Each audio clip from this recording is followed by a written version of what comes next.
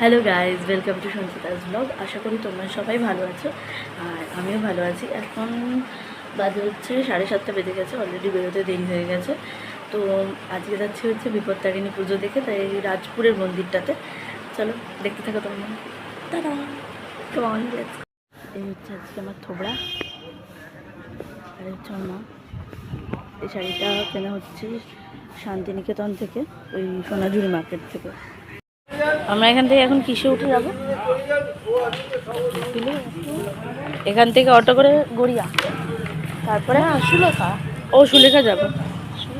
সুলেখা থেকে ওখান থেকে আবার গড়িয়া, এবার গড়িয়া থেকে আবার অটো করে, না হলে 218টাও যায় বলো। হ্যাঁ, যেটা পাবো আগে সেটাতেই যাই।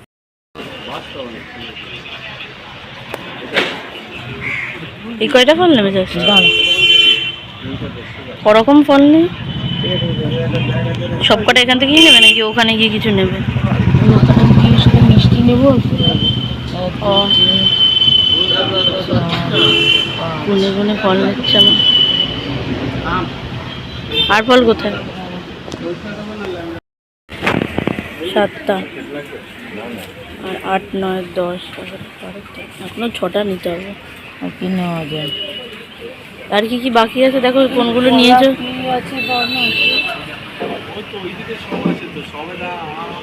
এখান থেকে আম আছে, আম নিয়েছি।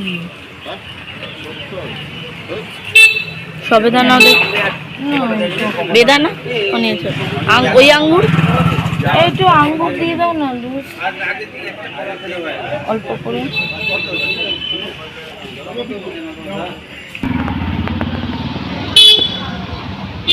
পেয়ারা নাও। কলাটা নিয়ে দিয়ে দেবে। কলাটা নিয়ে নিলে তো হয়ে যাবে তাহলে।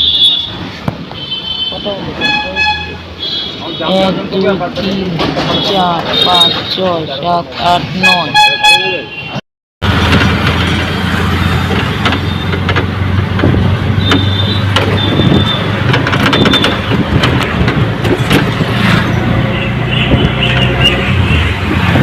আমরা কোথা থেকে অটোতে উঠেছি?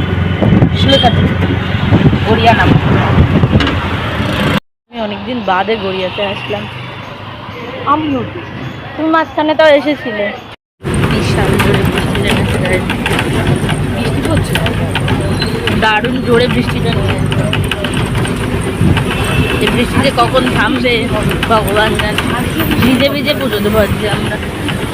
আজকে ভিজে ভিজে পুজো দেবো।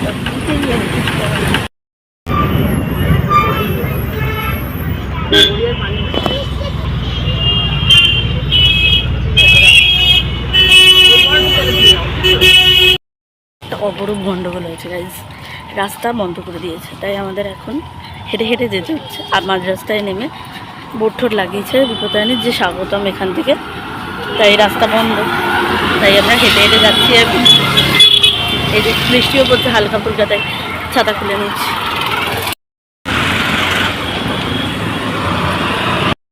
স্টিল এখনও আমরা হেঁটে যাচ্ছি গাইজ।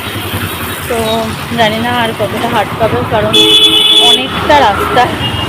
5-7 মিনিট বলে ওখানে আটকে তো দিয়েছে, বাট রাস্তাটা অনেকটাই। এই রাস্তাগুলো আমার এই জিনিস, সেই কাদা গড্ডা গুড্ডার জন্য পছন্দ না হয় না। আর মা সেই অনেক আগেই বেরিয়ে গেছে। এই হচ্ছে রাস্তার পরিস্থিতি আপাতত।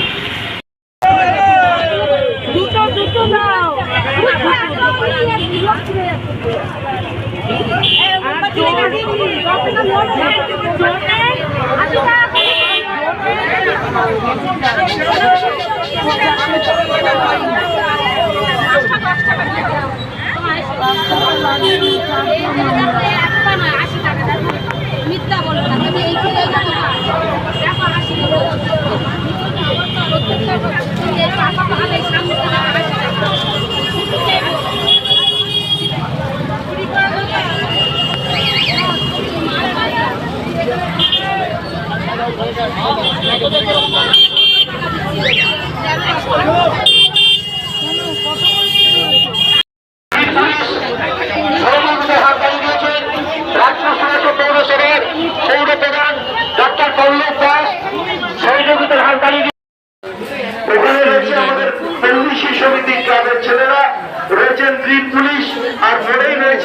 পুলিশ সহায়তা কেন্দ্র রয়েছে। আপনারা না ওই জায়গা থেকে সরে দাঁড়ালে যারা পুজো দেবে তারা পুজো দিতে পারছে না, প্রচুর ভিড় আছে। সবার কাছে অনুরোধ, সকল দিদিভাইদের বলছি, সবার কাছে অনুরোধ, যাদের পুজো হয়ে গেছে সবাই পুজোর জায়গা থেকে সরে রিঙ্গা যাবেন। রিঙ্গা খেলছি। সামনে একটু এগিয়ে যাবেন, এগিয়ে গিয়ে দেখবেন ওখানে চন্দ্রমত প্রসাদ দিচ্ছে। ওই যে আছে না রিঙ্গা রিঙ্গা রোজে।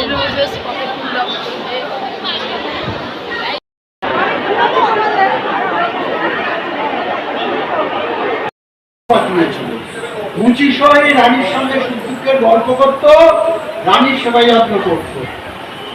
একদিন গল্প চলে, রানী বললো, দেখ আমি তো রাজার মেয়ে, রাজার ঘরনি, অনেক পশুর মাংস দেখেছি, কিন্তু গোমাংস কেমন কখনো দেখিনি। তুই তো তোর বাবার গরুর চামড়ার কাজ, তুই আমাকে এই স্বাদটা মেটাতে পারিস, আমার এই ইচ্ছেটা পূরণ করবি। মুচি সহিত আকাশ থেকে পড়লো, সে কি কথা রানীমা, এই রাজবাড়ি চারদিকে এত দাস দাসী লোক, তুই সেই পাত্রে খানিকটা গোমাংস এই নতুন কাপড়টা দিয়ে ঢাকা দিয়ে আমার খাটির তলায় চুপি চুপি রেখে যাবি, আমি সময় মতো দেখে ফেলে দেবো, তোর কোনো চিন্তা নেই। সত্যি সত্যি একদিন মুচি সই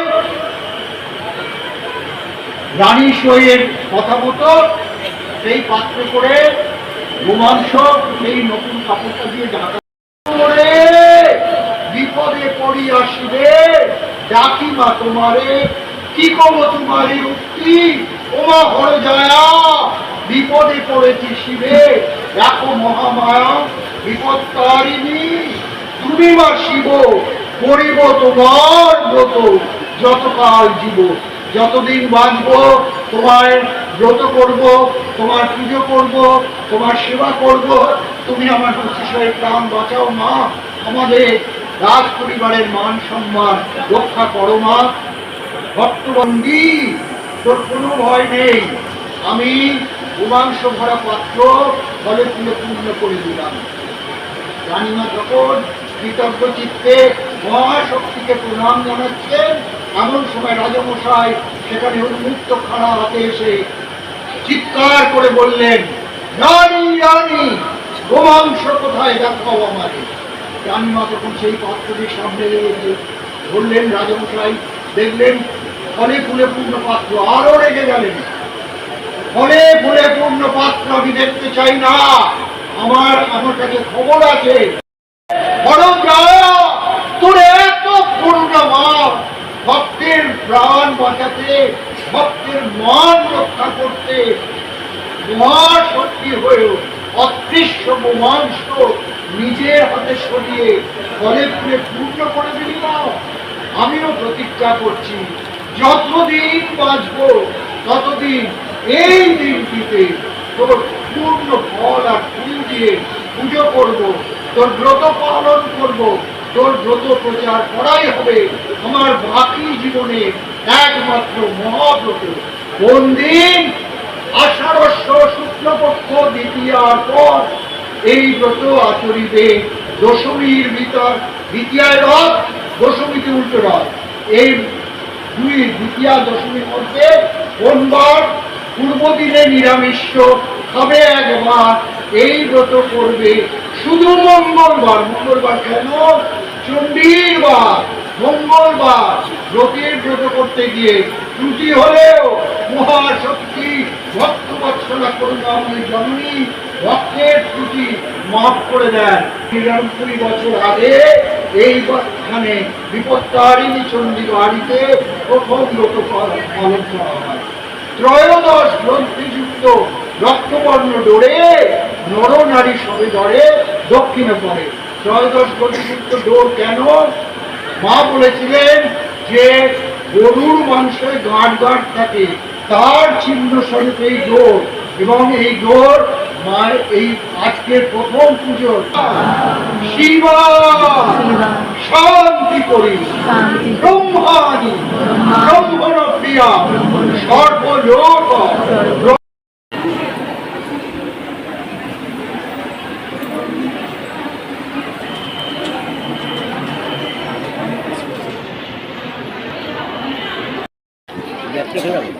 খুঁজে বের তোমার ব্যাগ এটার মধ্যে রাখতে পারবে না তো টেবিলে, ফল প্রসাদ আছে দেখে।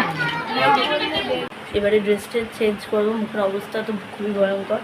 11:30 বাজে সবে।